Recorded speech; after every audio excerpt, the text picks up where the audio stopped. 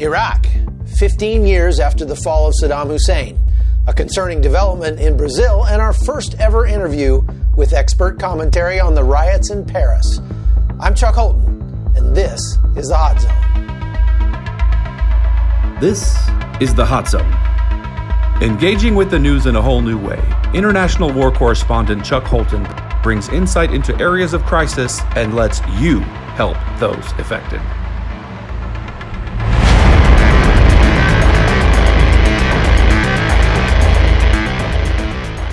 Hi folks, I hope you had a great weekend. Today let's start by talking about Iraq. 15 years ago, last week, operators from the U.S. Army Delta Force pulled Saddam Hussein out of a hole in the ground at a remote farm near his hometown of Tikrit. His disheveled mugshot went viral within hours, and it was a major victory in the U.S.-led campaign to put an end to the terror-supporting regime. The United States has expended a whole lot of blood and treasure in Iraq since that historic day, and we've still got about 6,000 U.S. servicemen on the ground there right now. No one could have imagined the profound effect that the war would have on America and the rest of the world. It's become a part of America's longest war.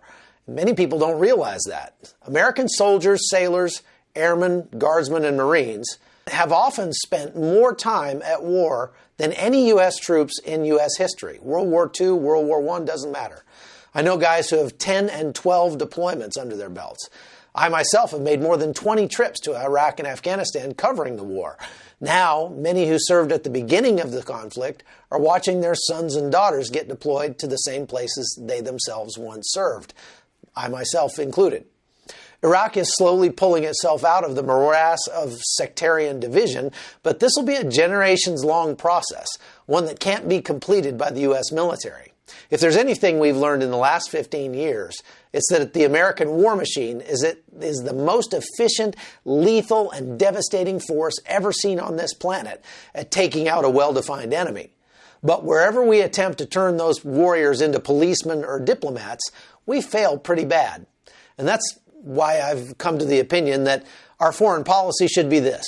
If you present a threat to the United States of America, we will quickly and efficiently reboot your country for you by taking out your leaders and giving you a clean slate. Then, as quickly as we came, we'll leave, and we'll let you rebuild your country any way you want. At the moment, we decide that you've once again become a threat, we'll rain fire on you again and let you keep trying until you get it right. See, the Marines have a motto: no better friend, no worse enemy. That's about as perfect a foreign policy statement as I've ever heard. Rather than spending trillions of the people's treasure to try and create a Jeffersonian democracy in a place that hasn't figured out how to use toilets yet, opening ourselves up to incredible attrition and feeding the corruption that's endemic to places like Iraq and Afghanistan, it would just be smarter to take out the people who threaten us with extreme speed and surprise and violence of action, and then leave them to put the pieces back together however they like. That's just my opinion. Iraq today is still gripped by sectarian strife and the lingering evil of ISIS. But according to my sources on the ground there, things are improving little by little. The biggest threat today is the power struggle taking place in the north between Turkey and the Kurdish Peshmerga, the Iranian-controlled provisional military units, Russia, and the United States, because everyone wants to control what happens now with Mosul and on up into Syria. So the violence will likely continue there for some time. Now let's move on to Brazil. There are a ton of things we could talk about there, but we don't have time today to go into it all. But right now, I just want to point out something you might have missed in the news last week. There was a church shooting in Brazil this week in which a gunman walked into a cathedral in the central city of Campinas and opened fire during a mass. 5 were killed and several others wounded before the gunman turned the gun on himself. Now, this is concerning for several reasons. First of all, because it's the first time we've seen a random mass shooting in Brazil.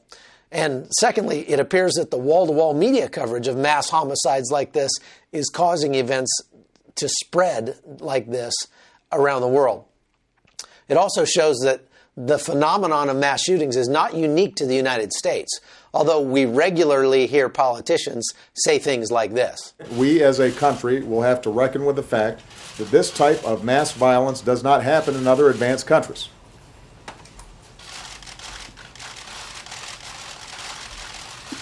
It doesn't happen in other places with this kind of frequency. The reality, however, says different. In a recent report from the Crime Prevention Research Center, America ranks 12th among Western countries for mass shootings per capita and 11th for death rate per capita by mass public shootings. Important to understand about the shooting in Brazil is that country currently has in place all of the so-called common sense gun regulations that are being called for by many politicians in the United States. There's a whole lot more to Brazil that we'll have to get to another time, but because right now I want to go back to the ongoing unrest in France as violent yellow vest protests continued to rock Paris over the weekend and other cities across that country as well. I recently spoke to an expert on this subject, Chuck Devore from the Texas Public Policy Foundation, and he had so much great stuff to share. I'm just going to play the entire interview for you right now.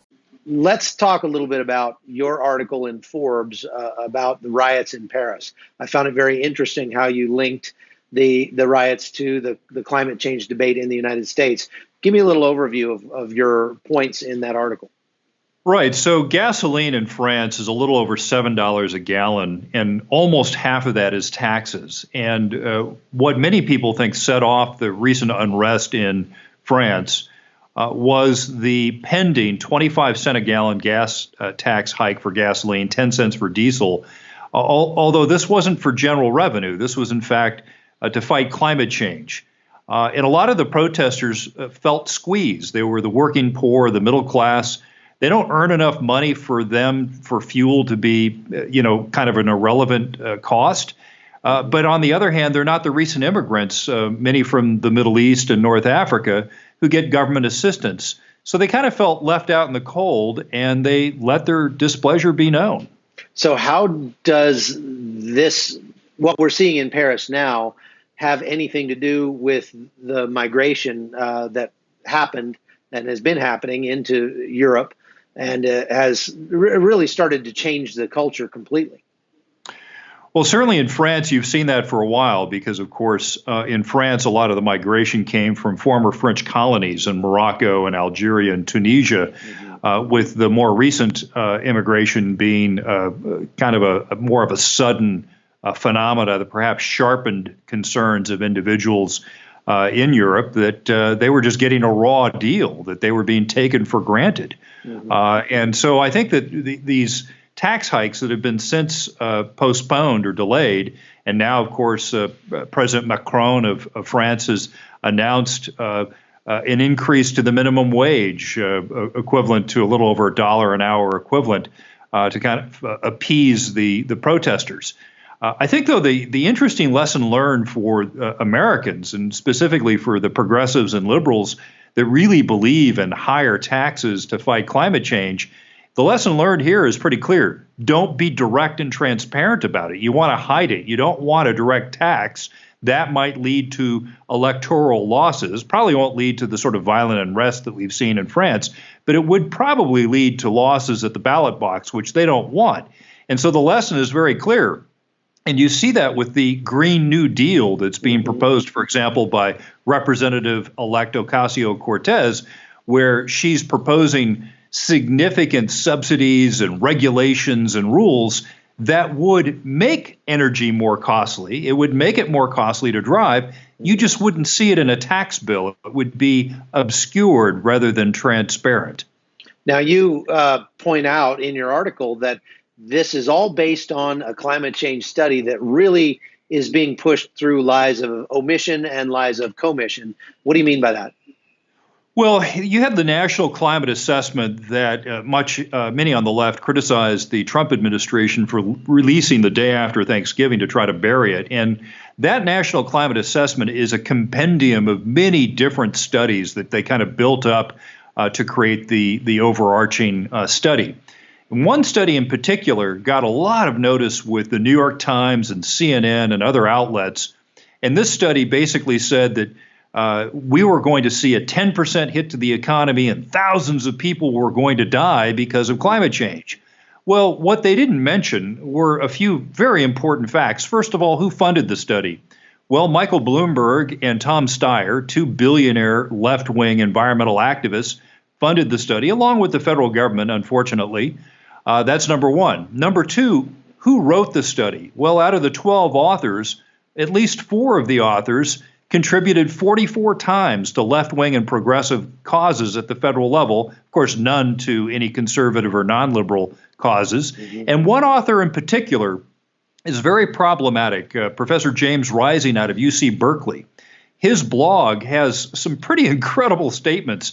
You know, he traffics in conspiracy theories about the Bush family, that they bought property in Paraguay to escape the International Criminal Court and to flee to when the U.S. government fell. He talks about eliminating President Trump.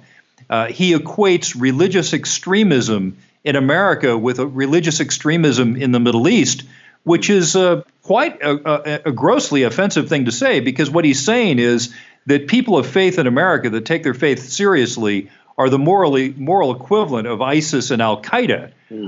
That's a pretty out there thing to say, and he's one of the 4 prime authors of this report, Professor James Rising of Berkeley. So that's another problematic thing. But then you get into the details of the report.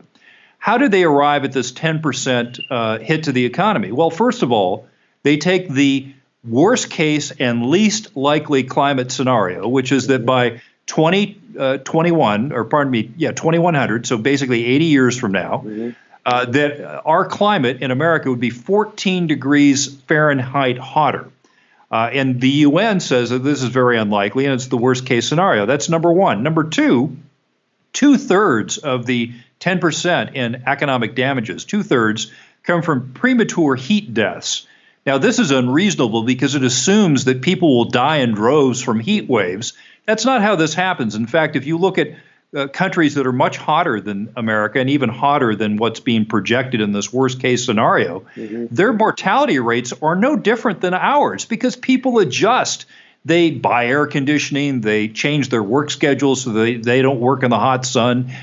So it's not as if you're going to see this sort of a problem. The last thing, of course, that they fail to mention is that this 10% hit to the economy assumes no new technology, and it comes on top of an economy that's projected to be more than 3 times larger than it is today.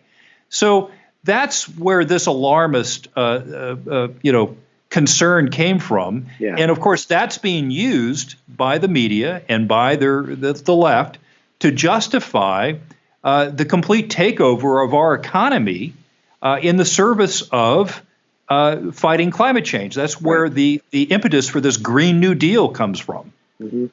Well, Chuck, I really appreciate it. You are very well spoken, and I certainly appreciate your research on this. It's very, very good to hear from you, and I hope we can have you on again sometime. Thank you very much. You know, I've conducted hundreds of interviews over the past 15 years, and I've got to say, Chuck is one of the most well-spoken and competent people I've ever had the pleasure of speaking with. I highly recommend you go read any of his books and his really insightful articles, which are published in Forbes magazine and elsewhere. Well, that's all we have time for today.